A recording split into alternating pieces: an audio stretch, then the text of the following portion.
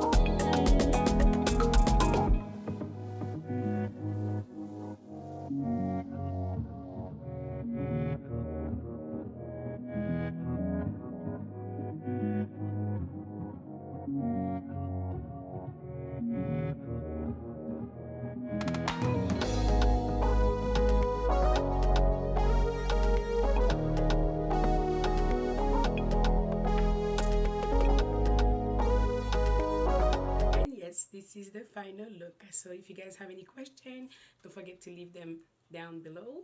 I will answer all the questions, and let me know if you like the look. I'll see you soon. Bye.